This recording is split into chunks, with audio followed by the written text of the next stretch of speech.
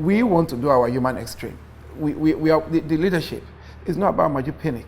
From Shea Kiyomi to Shea Diko to Christopher Green to Fresh to Ibrahim Gusso, Felix Ayansi, everybody.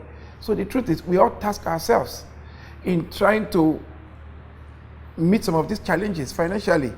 It is huge. The Super Falcons, for example, the budget for this game alone, for this tournament, is about $840-something thousand. That's the dollar component, and the naira component, I think, is about almost 40-something million naira. Now we've written to the government for some of intervention. The government is looking at it, of course, we are going to latch on the success of this to see how we can appeal, because in truth, the government has other challenges. And the government did not just come and say, the president is very enthusiastic, I can tell you. He's very, very enthusiastic. He said football loves him, and that's the truth. I mean, he's just been there for less than 2 years, but through football, he's achieved quite a lot. He won the under-17, now he has won this, he won the Olympic bronze in football. So football truly and really loves him. But the truth is, the government too is incapacitated, because it was something that they inherited. It's not what they met on ground and say yes. So people should understand all these dynamics. The Nigerian Premier League is clearly on the upswing. What more can we be doing to bring glamour back to the league? No, I mean, of course, like I said, the chairman of the league, Shea Diko has been phenomenal, and I also not just appreciating him, appreciating the totality of the football members of the Football Federation, because everything he has requested, because the league, the LMC is a baby of the NFF, indeed a baby, just an integral part, of the baby of the Football Federation. So every support he needed or he needs from us, we are calling A to Z. It might not need to call me, might just need to call Shea, And there are areas that we go to. For example, if I run into the MD of a bank or the MD of a company that I know that they have a relationship with the NFF, I push it to the LMC. And I say, Shea, the same thing it does. So we work as a team. And that team is quite formidable. But I want to give him A to Z of and I think he has done so well. In Nigeria, like most African countries, the majority of football fans are not really involved in the process of club administration. And as such, the fans have no way of holding administrators accountable. You know the implication of that for the commercialization of the game, since it's the same fans that, are expected with best practices to bring their money to finance football. What can we do about this upward accountability which leaves African fans alienated from the footballing fraternity? You see, one cardinal point why people do not feel comfortable, fans do not feel comfortable about their local league, is the issue of refereeing. Because when you, for example, preempt and you know that this match is going to end in favor of XYZ, because there's a perception that they spend money, instead of spending money on players, they spend money on referees. So why would I want to go and watch a game like that? The game is supposed to be entertaining. It's supposed to be what I can bet, go to any of these betting companies and bet and get a result, or a game is supposed to be unpredictable.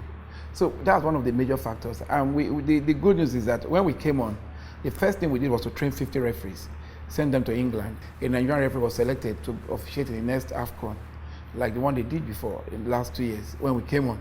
So we believe in training and retraining of referees. And also, we are not saying, even in this league, there's some very pockets of terrible officiating, which personally, I took note of some referees. And when I saw the list, I told them, this referee, I don't want to see them. Have them blacklisted. I'm the president of Nigerian Football Federation. And that's the truth. And I told the referees committee, I told them that I can overrule them. Because the truth is, whatever happens, I carry the body. If anything happens on the field because of referee, nobody calls you, they will call the NFF president. And that's the truth. So I, for example, I'm not proud of saying that, of course, I should have a sympathy for a club. I facilitated the coming back of Warri Wolves.